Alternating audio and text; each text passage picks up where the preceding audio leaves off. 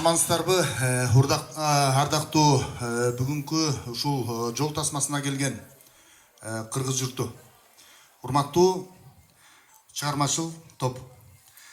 Бул жол тасмасы менин оюмча бул тасма тарых, бул тасма таберик, бул тасма мурас түшүнгөн адамга.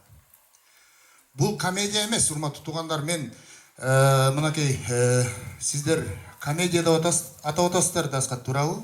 Аскат, комедия. Комедиялык драма, бул трагикомедия. Бул трагикомедия. Бүгүнкү учурдагы, бүгүнкү коомдогу, бүгүнкү турмуштагы ушул жерде олтурган адамдардын трагедиясы бул.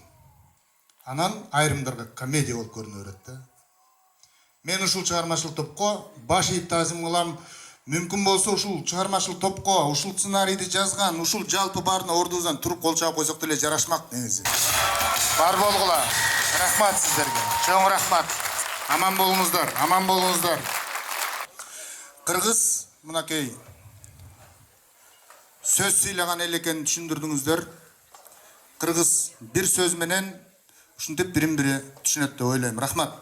Эми урматтуу туугандар, урматтуу достор, урматтуу чыгармачыл топ, ушул кинону көрүп жатып, ар бирибиз өзүбүздүн ата конушубузду, ата бабабызды, айылыбызды эстеп атабыз. Надырбек агабыздын жанагы чакыруудагы ырсаптарын көрүп мен ойлонгом, бул эмнеге жазып койгонун депчи. Көрсө бул кино ошол ырдын сценарий экен да.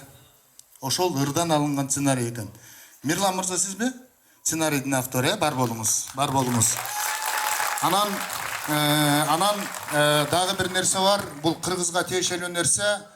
Кыргыз гана же жигитке тиешелүү нерсе. Жигит гана өзүнүн күнөөсүн өзү мойнуна алганды билет.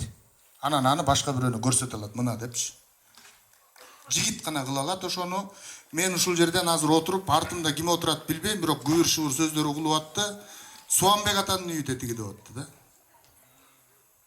Мына Аскаттын өзүнүн үйү деген үндөрдү угуп аттым. Туурабы? Демек Аскат азаматсың. Молодец. Жанагы үй Аскаттын үйү экенин мен ушул жерден түшүндүм да. Бул жигитчиликтин болгон, мурда болгондур да, бул жигитчиликтин, бул кыргыздын мүнөзү, кыргыздын сапаты, жигитчиликтин мыкты бийиктиги деп айткым келет. Бүгүн урматтуу туугандар, кече парламентте дагы ушул сыяктуу темада сөз козгогом. Ушул сыяктуу бүгүнкү күндө кыргыз балдарынын чет элге кетип аткандыгы, чет жерге кетип аткандыгы, кыргыз кыздарыбыздын турмушка чыккысы келбей, бирөөнүн турмушун кылгысы келбей, андан көрө ит менен, мышык менен жашагысы келип калган коом доор келатат деп айттык эле.